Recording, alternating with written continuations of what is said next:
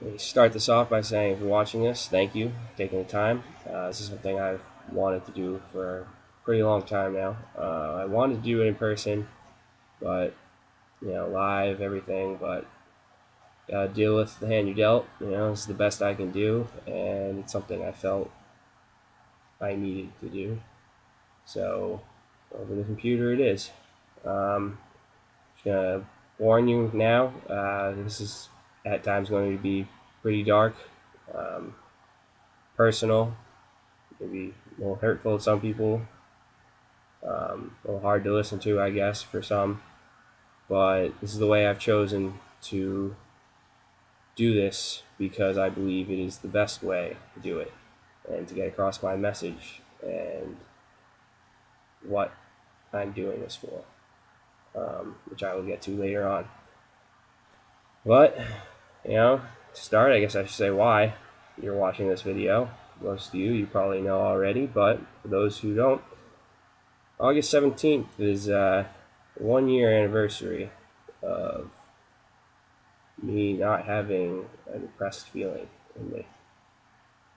For 1 year, I've woken up, haven't woken up with that dragging negative energy. Wake up, go throughout my normal day. No longer do I have those just constant thoughts, nightmares, daydreams, whatever. Doesn't happen to me anymore.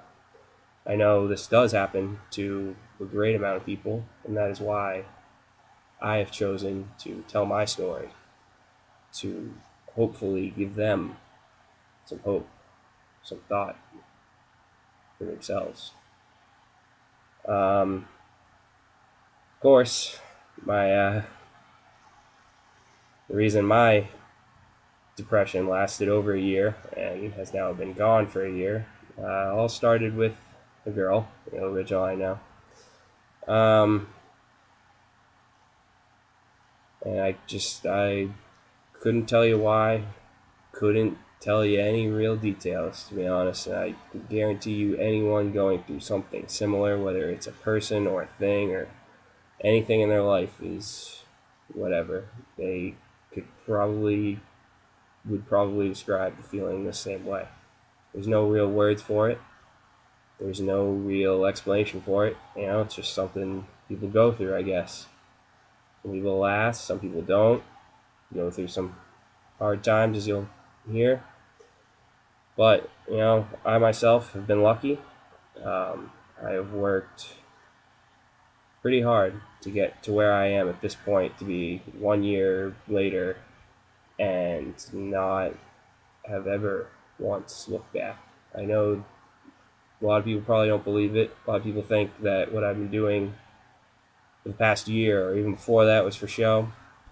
Really, they don't care about their opinion because I know what I went through, what I had to do to get out of where I was and where I am right now. And that's honestly all that matters, because anything anyone else says is meaningless to me, because I know the truth, and that's really the only thing that matters, to be honest.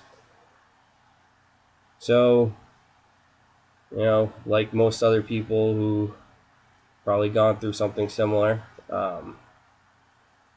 it was, it wasn't just that I, was like, oh, couldn't get over this person or anything. I went through some pretty hard times and put myself through some even harder ones. But anyway, so it's, for, it had to be 2 months. I had been sitting there just hopeless, had no idea what I was doing in life. I was lost. I was so just negative. Everything was terrible. Everything, couldn't sleep, couldn't eat. Was getting physically ill somehow. It made absolutely no sense, but somehow all of this was happening. And so I don't even know what it was. I couldn't tell you when it started. It started before 2 months, I can tell you that much. But 2 months into this depression, I had just had more than enough. It turned stupid, oh, you know, I'm going to do this to myself, or I'm going to do that, into this needs to happen. Because I couldn't even describe how long and how constant and how it weighed down so much that I I had to do something in my mind. I had to do something to at least try to get out of it. If anything else, if that's all it was going to do was get me out of it, then fine. Just I need to do anything. I so my first plan to harm myself was I was going to went home on Columbus Day weekend break. I was going to uh, walk alongside the road or be running or whatever and get hit by a car. I knew that way it would be sudden, it would be quick. I don't know. It seemed like the perfect idea to me. You know, either I'm dead and it's over, and hell, at that point it didn't really matter to me because I just wanted whatever to end that, or you know, I'd survive. You know, why this, that. You know, just I needed something to jolt me, to get me, to just give me. I kept calling it a sign at the time. I don't want to call it that now, but it kind of was. I needed something to just, you know, get my head on right, whatever you want to call it. I needed something to happen, and it wasn't happening. You know, I'd been trying all these things. I'd been going to see these people. I'd been talking to these people. It was I was just doing everything that I thought I could do, and it just nothing. I was getting no results, so I figured this was the way to do it.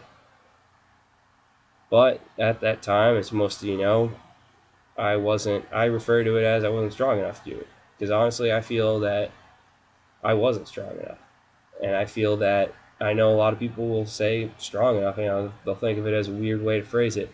It's exactly how I feel. I think it takes an incredible amount of strength in order for someone to go through something as devastating as I was attempting to do at the time and later on did do. I think it takes an incredible amount of willpower to do this. That's my opinion. Feel free to disagree, but you know, either way, nothing really happened. But I did come up with another plan at that point, and it came while I was doing, I was doing sprints, and thought came to me that why don't I just keep doing this? You know, it was a way that people couldn't really tell that I was or couldn't really say I was harming myself because just doing sprints, trying to get in shape. It was, I always look for some reason to be able to deny that I was actually hurting myself. I don't know why. I always wanted it to be an active chance, or to look that way, even though it wasn't. And so I came up with that idea, and eventually I did some research, and the plan grew into I'm going to dehydrate myself. I'm sure it sounds silly. I'm sure a lot of people are probably laughing at that idea. Oh, you can't dehydrate yourself to death. That's stupid, all that. At the time, it seemed like a reasonable idea. You know what? Maybe I wasn't going to do it to death, but maybe an organ gave out, my kidneys or something. Maybe this, maybe that. I wasn't Obviously, I wasn't in the best state of mind. Can't really judge my thought process at the time, but it seemed like the right idea or an idea at least. Once again, I was looking for that thing. It seemed like something to do. Hey, maybe it would take my mind off of what I was going through. It was just something. Needed something. Always needed something to do. And so, it was probably another 2 months. I consistently dehydrate myself. I started with stop drinking water, only drank booze, soda, that type of stuff. Only did that. Work my body endlessly, sprints, working out, did whatever. Just working myself, running myself literally into the ground, puking, passing out at times, literally blacking out, waking up. I couldn't tell you how long because I wake up and it was just it felt something about it felt right for me to continue it for 2 months. And it got to a point where it was Thanksgiving weekend. My birthday was on Sunday after Thanksgiving. And I celebrated my 20th birthday alone in my dorm room, drinking by myself. Because no one wanted to be around me at that point. No one, I mean, I don't blame them. Who would want to be around someone as miserable as I was? But that's where it got to a point where I sat there and I thought to myself, man, I need to do something now because this is just, I can't continue to live my life this way. And, I'm sure like I just said, I don't blame anyone for not wanting to be around me. I'll get to that later, but at that point, it was just, why would I care what anyone said? Oh, you're doing this, you're doing that. Like, it's so stupid. Why would I care? Where the hell were you when I was sitting in my room alone on my birthday with no one? With no one. I mean, it's the only way to describe it. There was no one. You know, and so for the next week, I did not ingest any liquid. Didn't drink soda. Didn't drink anything. I I ate one meal a day, and it consisted of only meat at and no bread, no nothing, just only meat. Because I had read that it was a quicker way. Like if you were stranded somewhere, you shouldn't eat just meat because it would dehydrate you faster. So started doing that one time, only one time a day, no drinking. I didn't even shower. I got to a point. I started that on Monday, the day after my birthday. I got to a point where it was Friday. I hadn't peed since Wednesday afternoon. I had nothing was entering my body. How could I? I hadn't showered in almost a week. I could barely even walk upstairs. I went out and I wasn't even drinking alcohol. I wasn't nothing. And I don't know what it was, but for some reason I got the idea. I just once again I think it's that strength thing. I wasn't strong enough at the time. I didn't have that complete reason to just go through with it. I didn't have that, I don't know, that extra bit that just made me want to, I guess. I think I wanted to in a sense, but I didn't want it enough to fully commit to the act. And so, and this was after having a bunch of people, friends, see why I put that in quotations later, you know, making group messages saying they don't want me to do this or that, or they don't know what I'm doing, but please stop, and all this stuff. And it it's funny because you do that to someone, and none of them knew, I don't think, what I did on my birthday. But at the same time, how couldn't they know? It's not like they were there. Not like they were doing anything, really.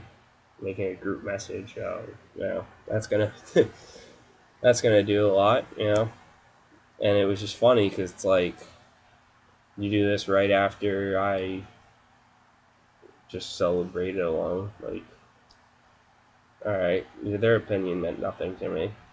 So I told everyone I was gonna stop, and I did. I don't know, just didn't. Once again, that strength thing, I guess.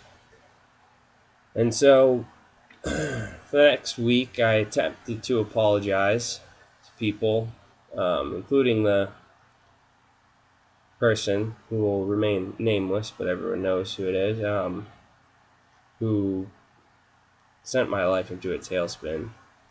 And all I was met with was anger, and every and it seemed everywhere I turned, people didn't weren't interested in an apology, weren't interested in anything. They were just angry I wasted their time. That was honestly their only opinion. And so you take a kid who just at least twice had the intent to harm themselves, if not kill. You act like you actually don't want them to do this. And then it's just that, like, anger, like, how could you do this? How could you put everyone through this? How could you waste people's time? How could you do this, do that?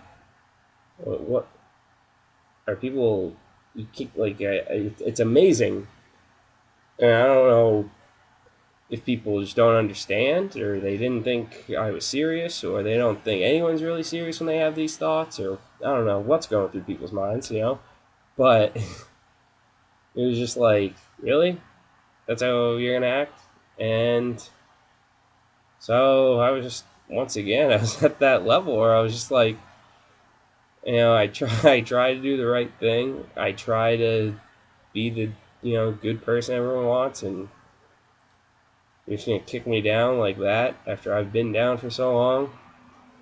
All right, and so I just went right for right at it again, thinking, what can I do next? What can I do next?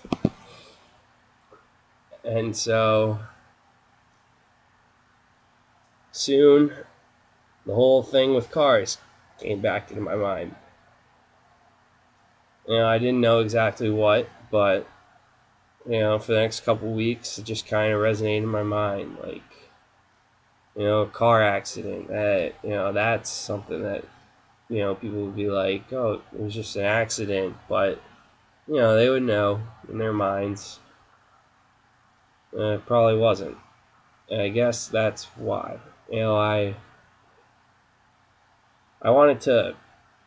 I think I know the entire reason that I came up with these ideas that looked like accidents were I wanted to spare my family the embarrassment machine of having their own son take his life. And I'll get into the whole family thing later, but it plays a big role in, I believe, most people who go through what I went through, is not wanting to embarrass or hurt your family, because I know what they were going through. I know, you know, how it was affecting them and everything. And to know that they couldn't stop their own son from taking his life at only age 19 or 20 would just be devastating. And so, in my mind, having it appear to be an accident seemed like the only way to go through with it, because it was the only way that I could spare the only people I actually cared about throughout this entire ordeal, because then they would have some potential peace of mind knowing that maybe it was an accident. Throughout this, my parents visited me at school multiple times. Um, my one time coming from my dad's cousin's funeral, in which he had taken his life, and they sat uh, on the couch in my dorm, looked me right in the eye, and people can say I'm exaggerating when I say this, but you know what? I know it's real. And for the second time in my life, I saw my dad cry. For the first time ever, he was just pretty much speechless. And all he could do was sit there and say, love you so much, and you had not really ever told me that before. And none of this had anything to do with that. And yeah, it makes me emotional now, but at the time, I literally sat there just stone hearted because it just meant nothing to me. And a lot of people wonder why or how I could go through with what I went through. And if you have something like that happen and you feel completely emotionless, other than like just get out and let me do this, I think you'll understand. And I hope that no one has to go through this that's watching this, but I know that life will hand people unfortunate circumstances, and maybe they will have to go through something similar. And I hope you don't, but shit happens, and that's part of the reason how I could go through with what I did, and how people to this day don't understand it. There's one reason, you know. The only people that were truly behind me the whole time and were truly trying to help me and weren't just saying it because it was the right thing to do or because, they wanted to say that they tried to help but didn't. For them to say what they did and it just to mean nothing, how couldn't I? So, back to the story. Um, it was mid December, and I finally came up with the idea for the car crash. And so my original idea was to not run a red light, but like be making a right turn when another on a highway was going this way, like was still going, make a right turn and get hit by 18 wheeler or just big truck some sort. I don't know the exact whatever, but and that was my plan for a couple weeks, but it never quite panned out. Same old, whatever you want to call it. uh, and then finally, it hit me that I couldn't do that because I feel extremely strongly about this. Is that yeah, I was miserable and I sure as hell wanted my life to be over. That person driving the truck or car or whatever that was going to hit me in that plan, they had no reason to be affected by this. They had no reason to be potentially hurt by this or to feel negatively that they had hit me and potentially hurt or ended my life. They had no reason for that. And that's why when you hear about certain things where people, kill someone or hurt someone and then kill themselves, and people were comparing that to me, was the most insulting thing throughout this whole ordeal, to be honest. People saying how I was going to hurt the girl who started this all, or I was going to, harm her or someone else anyway. Clearly, have no idea who I am as a person. You have no idea what I stand for. You have no idea what my family or anyone else has been through that I know.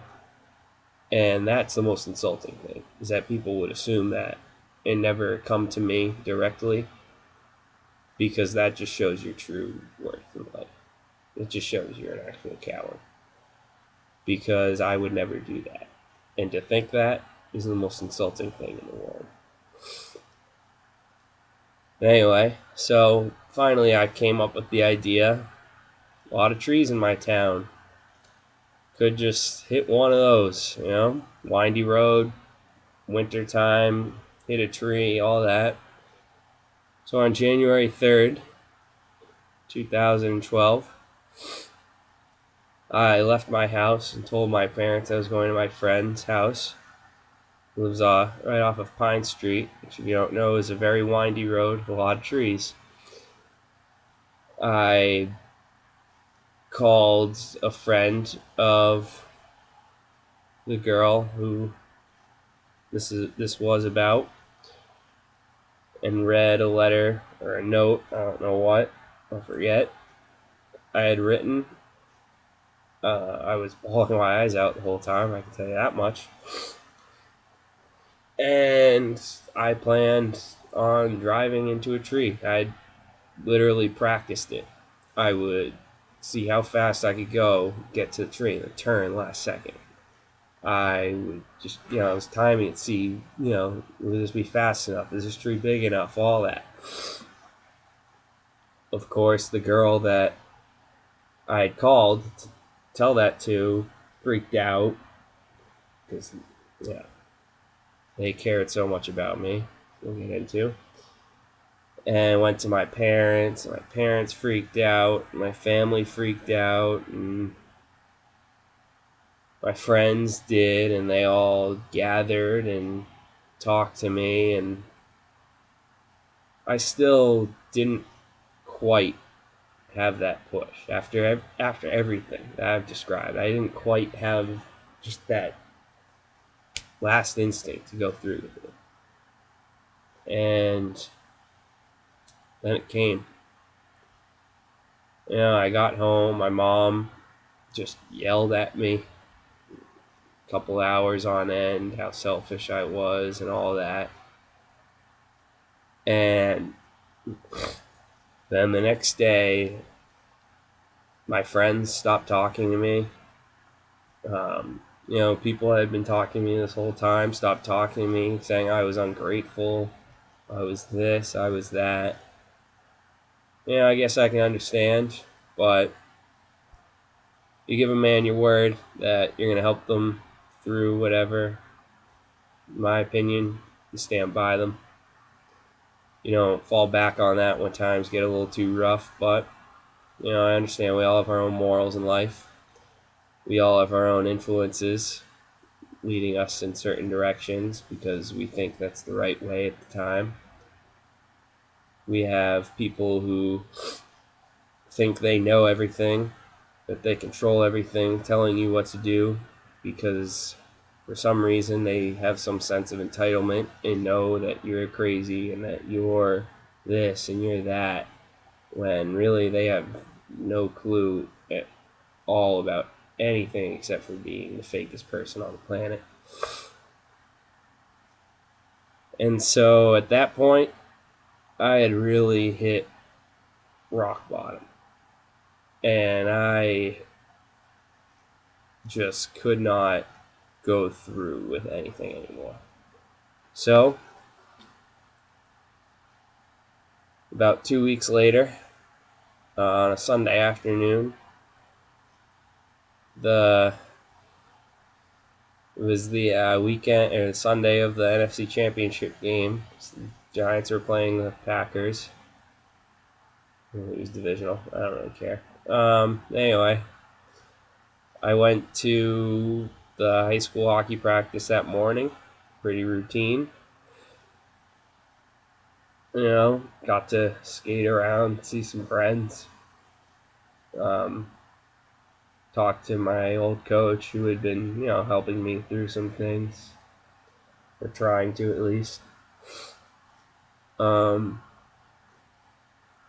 it felt good. I just got home and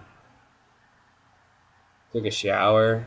A couple hours later, out of nowhere, just told my dad. I went outside and I said, I'm going to meet some friends at Chipotle. I'll be back in a couple hours. And it was then that I drove on Phillip Street and I picked out a tree that was after a little bit of a straight stretch, and then there's a bend. There was a tree. And I drove by it what had to be 15 or 20 times. That's not an exaggeration. And I kept going faster every time. I kept getting closer. And I couldn't do it. And then I don't know what it was, but I sat in my car staring straight ahead, and it was time, I guess. And I drove, and I was going faster and faster. I was going right at the tree, and I put my head against the steering wheel. I don't even know what it was, but I let out some loud scream, which I don't think I could ever replicate. It just came naturally, 'cause I could see the tree getting closer and closer. And last I saw, the speedometer was rising above 60, and I still had my foot full down on the pedal. I had my head against the wheel and went right into the tree. Next thing I know, couldn't tell you if it was a second, 5 seconds, 30, a minute. I couldn't tell you how long. I woke up, just sitting there in the car. Tree was no more than a foot in front of me, crunched up the entire front part of the car. Airbags deployed, smoke all over the car, windows pretty much shattered. I woke up, and I just sat there. I just sat there. And it wasn't a feeling of, holy shit, what did I just do? Or, like, wow, I can't believe I'm okay, or anything. It was, what the hell, Why? Like, what am I doing here? Like, why am I alive? Why didn't this work?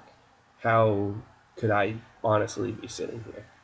The only things that went through my mind. There's not one positive thing. It was just, how does this not work after all I've been through? After all, everyone in my life leaving, everything, you know? How the hell am I sitting here yet again? And, fucking kicked out passenger side window, crawled out, called my dad, called the cops to report it. I get, cops come, and I tell everyone, oh, a deer ran in the road, stupid thing like that. And the entire time, the only thing going through my mind is, like, great, now I have to continue to live with this shit. Like, now, nothing's solved. I'm not dead. I'm not injured. Nothing. Like, everything's just the same. But you know what? Now I have to live with this burden of, great, I tried to kill myself intensely, and it did not work out. Like, I'm that loser. I went to the hospital because they were afraid I might have internal injuries. Had to stay overnight because I was peeing blood. I might have had a bruised bladder. I don't know. The entire time I was just in a state of devastation, but not in the sense that I had been in the accident, in the sense that it didn't work. It didn't work like every other thing I had tried so far.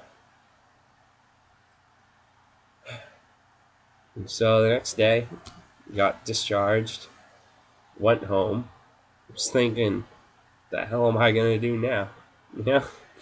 It was just like, it was just, all right, next, like, what can I do?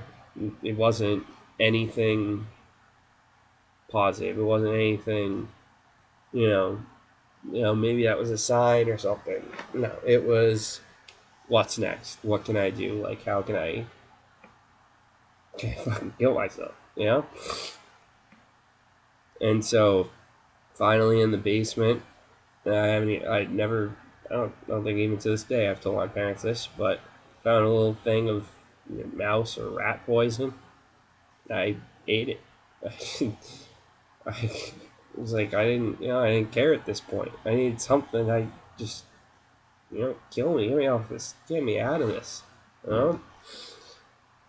And once again, I got sick, got real sick. I was puking, and I was, just everything. Go to the hospital, fever. Told them, I don't know, it just happens. People get flu all the time, and what do I find out is people are making fun of me. People are insulting me. This is a day after I literally drove over 60 miles an hour. I couldn't tell you how fast as my head beat. I wasn't looking at the thing. Into a tree to try to kill myself.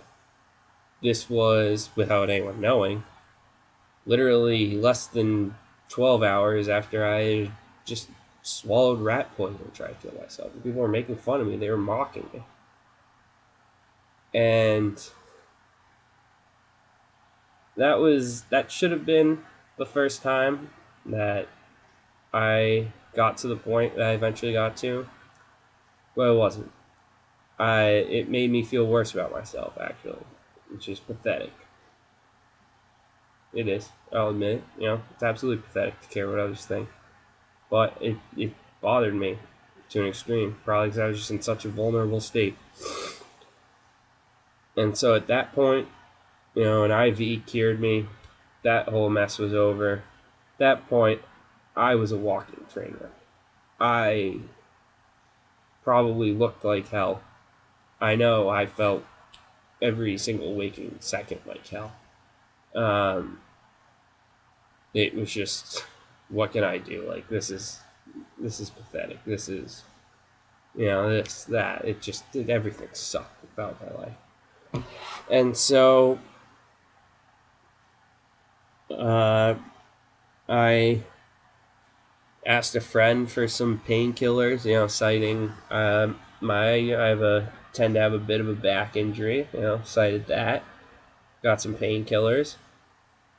Found out where they stored the rest of them without them knowing, and I started to take them every single day, by the handful, drinking, doing anything, just drinking on the pills. Wake up from that, feel the same way.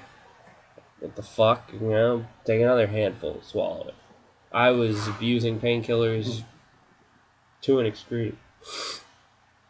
And it still didn't seem to do anything. I'd still lost pretty much everyone around me at that point. But I couldn't quite pull myself to doing something as big as the car accident again. I don't know why. But I couldn't. And so life dragged on for the next few months, and then eventually I guess, I got sick and tired of living the way I was. And so early August, I went to my house here in Long Island and, turned off everything. And for a week, just lived basic, life. No technology, nothing. Didn't tell anyone where I was going, didn't say anything. Just kind of vanished. And a week later, I turned my phone back on, and I realized no one called, no one messaged, no one asked, hey, how are you, where are you? No one seemed to notice that I vanished. And that's when I started to get the idea of, all the, I know that these people have been ditching me all this time who didn't care, but even people who have not left me, you know, to be like, oh, you're too much or whatever, weren't, even a little bit curious as to how I was. And this whole thing wasn't for attention, but just the fact that I could vanish like that and no one would notice, that didn't mean shit to anyone. That's when it started to resonate to me that it's time this is over with. I'm coming back for redemption because this doesn't fly with me. And so I couldn't really tell you how. It wasn't like I started taking some miracle drug and all of a sudden felt better. I didn't wake up some morning and turn to a new religion or anything like that. I didn't give up drinking. I didn't give up anything. I just woke up, a newfound sense of, didn't want to swear while doing this, but this is how it is. Newfound sense of fuck everyone, fuck the world, fuck whatever.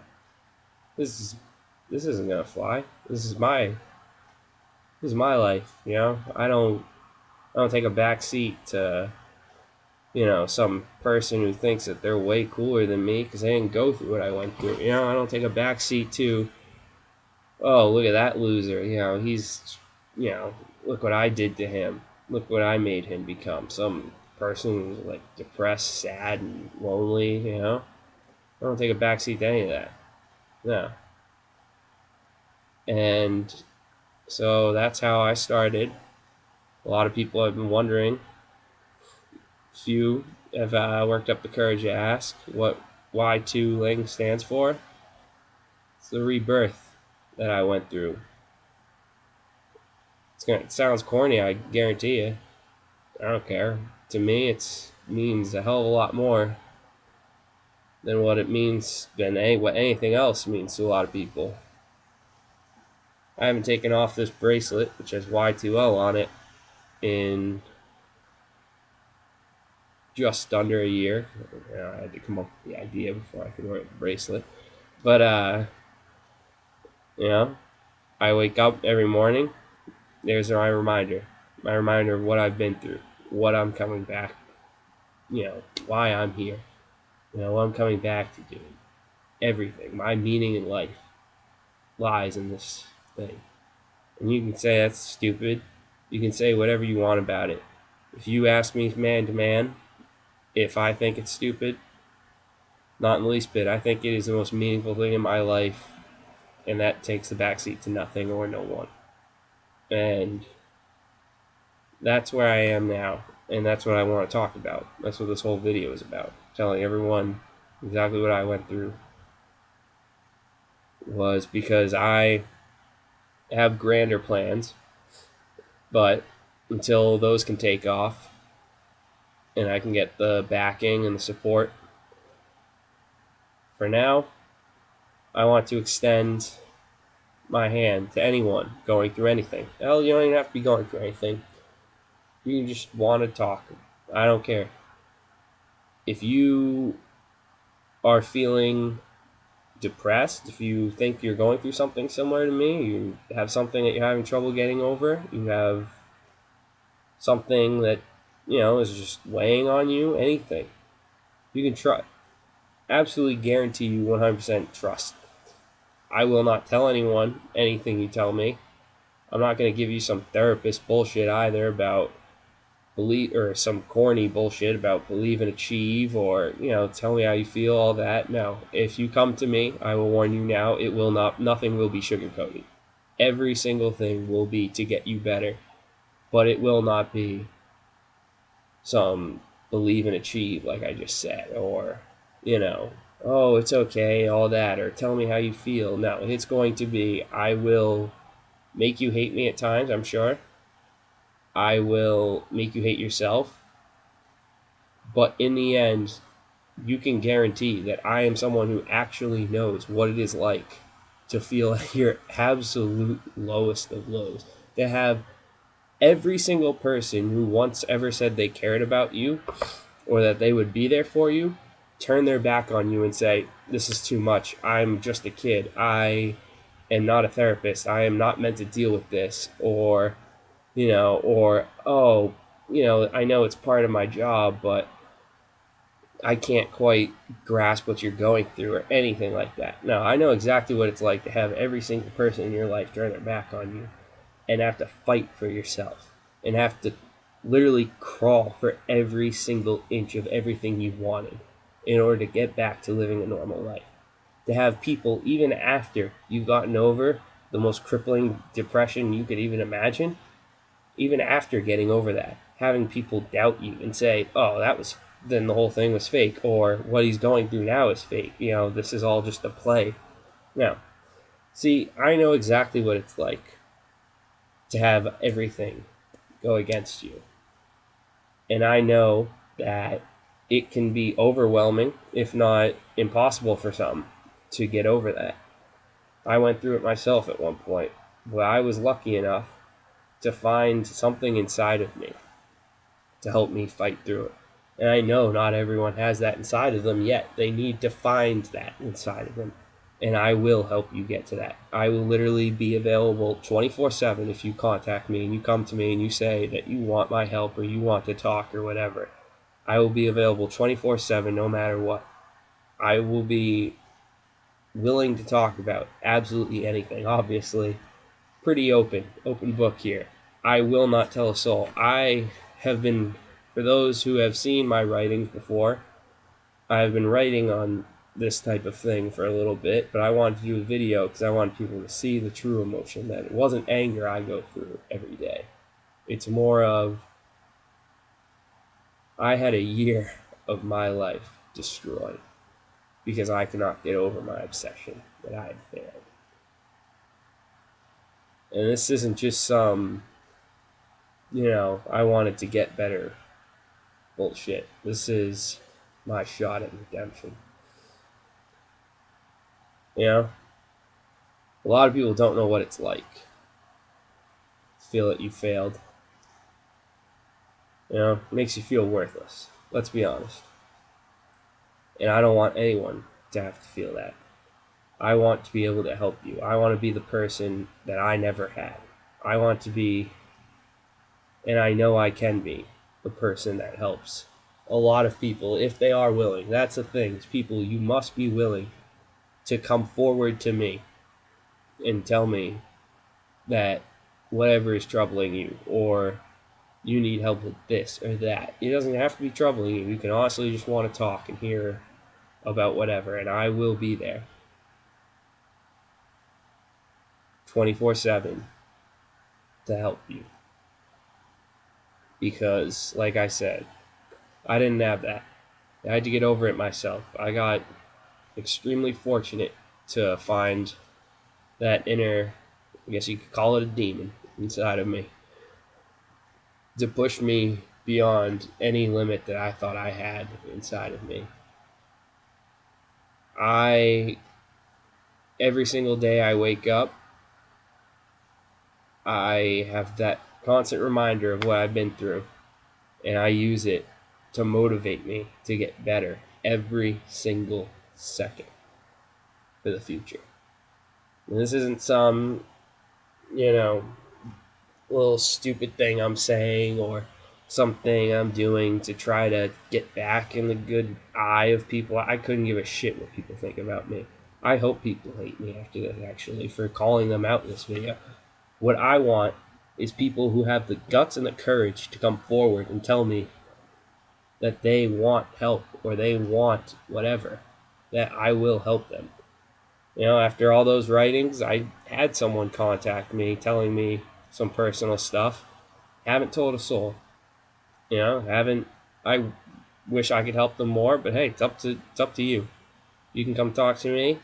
I won't push it. I won't do whatever. You talk to me. I will do whatever you want, but I'm not gonna push it. You need to come to me.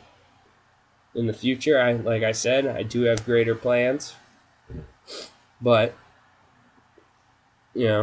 gotta work with what you have for now. And for now, I just want to get it out there. that, you know, everyone has that special drive inside them. Some people just need a little help finding it, and I'm willing to help whoever. Doesn't matter who you are. Doesn't matter if you think I hate you. Step up, and I am more than willing to do whatever it takes, because I believe that everyone deserves that second chance to right the wrong in their life. You know, I I felt dead inside for over a year. Absolutely dead inside. I had no problem attempting to take my own life because in my mind it was already gone. I had my dad crying in front of me. I had my sisters, my mom, everyone, telling me how sad they were, how devastated they would be, and it meant nothing to me. And I don't want any person to ever go through that because I don't believe anyone deserves to. And that's why I will never leave anyone that comes to me asking for help or whatever, because I know what it's like to be ditched. I know what it's like to be deceived, and I will never let that happen from my personal standpoint, because I know it's not the right. Not that it's not the right thing. That's kindergarten bullshit. I know it's not what's going to help anyone. Is to feed them bullshit in life. People need the truth in order to move forward and succeed. That's all I will give you if you come to me, alright? I want to thank a few people who I believe have partially been responsible for giving me the strength to move forward with everything. Because honestly, I think that people deserve to be recognized for their good deeds in helping me, because I didn't do this alone, despite what it may seem like I think in this video. There were people who at times picked me up or pushed me. And that's why I want to thank, or I just want to say about Bo Nixon, I know I'm probably not, actually, I'm definitely not his best friend, but I'm proud to call him mine.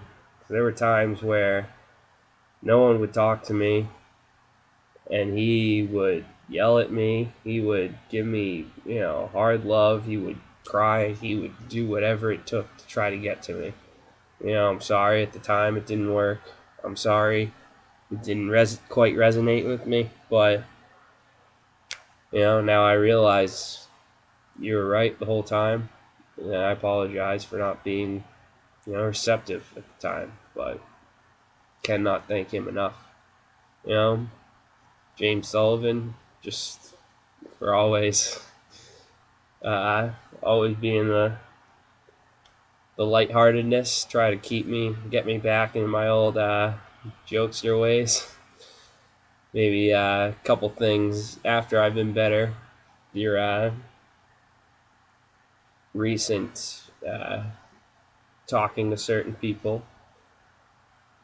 Couldn't thank you enough, my man. Chris Warren, I know you tried to stay out of the whole emotional thing, but just being my friend throughout pretty much all of this.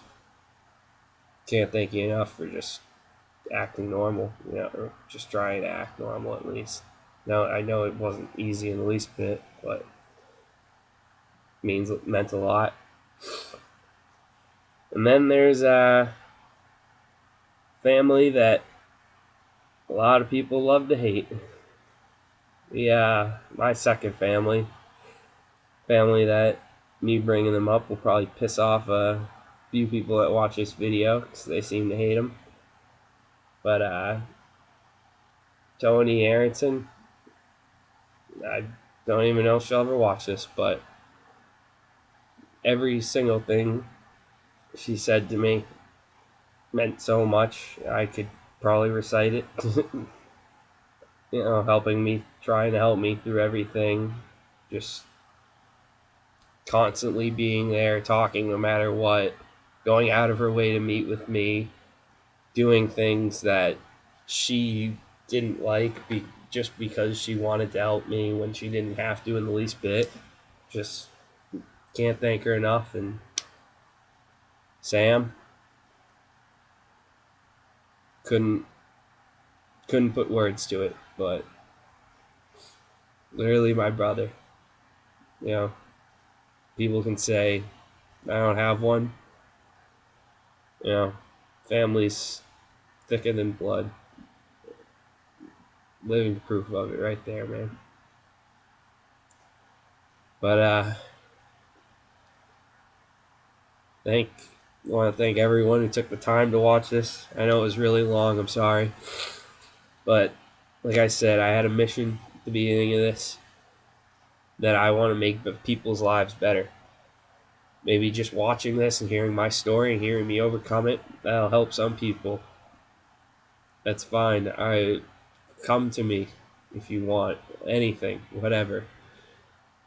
I just want to make people's lives better. This isn't some plea for attention like a lot of you will probably say. You know, just want to thank everyone who's helped me at all, because we're about to you're about to see a lot of good things in the future, hopefully. So, thank you all.